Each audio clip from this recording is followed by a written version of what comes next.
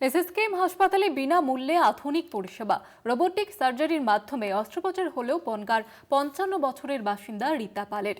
SSKM হাসপাতালে অত্যাধুনিক এই চিকিৎসা পরিষেবা পেয়ে আপ্লুত রোগীর পরিবার।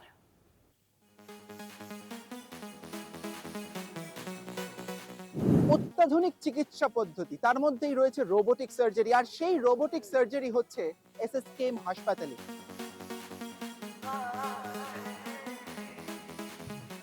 বনগাঁর এক বাসিন্দা ছুটে এসেছিলেন পেটের ব্যথা, বমি, তার খাওয়া দাওয়া প্রায় বন্ধ হয়ে গেছিল। সেই অবস্থায় ধরা পড়ে তার খাদ্যনালীতে এক পলিপ, এবং সেই অপারেশন হয় রোবটের মাধ্যমে, করে সার্জারি বিভাগের চিকিৎসকেরা। আমরা দিন আনা দিন খাওয়া লোক স্যার, কোনোদিনই ক্ষমতা ছিল না স্যার। আর আমরা রোবোটিকটা যে হবে এটাই ভাবতেই পারিনি আমরা, আমাদের কাছে স্বপ্ন স্যার এটা। এখানে পলিপটি দেখা যাচ্ছে, সেই পলিপটির চারপাশের ইন্টেস্টিনাল অংশকে কেটে বাদ দিয়ে রোবোটিক আর্মের মাধ্যমে প্রিসিশন সেলাই করে আবার জায়গাটিকে বন্ধ করে দেওয়া হয়।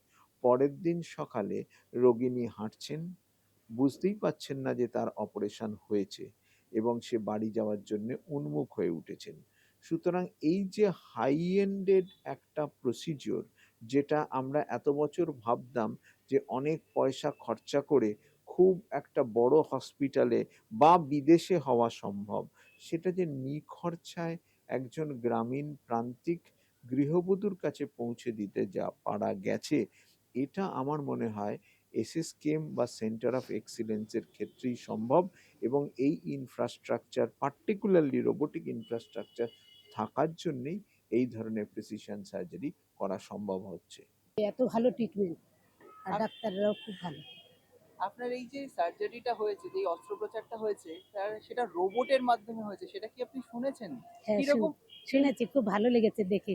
মেশিনটাকেও দেখেছি আমি, খুব ভালো লেগেছে। আমি লাইফে তো জীবনে ভাবতেও পারিনি, কোনোদিন স্বপ্নেও কল্পনা করতে পারিনি যে আমি এই মেশিনটা দেখবো। চিকিৎসা বিজ্ঞানে নানা সংযোজন ঘটছে, আর ঠিক সেরকম ভাবে এই রোবোটিক সার্জারিও কিন্তু আরেকটা সংযোজন। কিন্তু এই রোবটের পেছনে যে কৃত্রিম হাত রয়েছে রোবটের, তার পেছনে রয়েছে বিশেষজ্ঞ চিকিৎসকদের একদম হাত। অর্থাৎ এই রোবটকে অপারেশন, এই পুরো ব্যাপারটা ঘটাচ্ছে কিন্তু চিকিৎসকেরা, এবং সরকারি হাসপাতালে চিকিৎসকেরা চেষ্টা করছেন যাতে মানুষকে এই রকম ধরনের অত্যাধুনিক চিকিৎসা পৌঁছে দেওয়া যায় বিনা খরচে, বিনা মূল্যে। আর সেরকম ভাবে এসএসকেএম এর যেই রোবোটিক সার্জারি, সেরকম ভাবে এক দৃষ্টান্ত তৈরি করছে। রমিত বন্দ্যোপাধ্যায়ের রিপোর্ট, কলকাতা টিভি।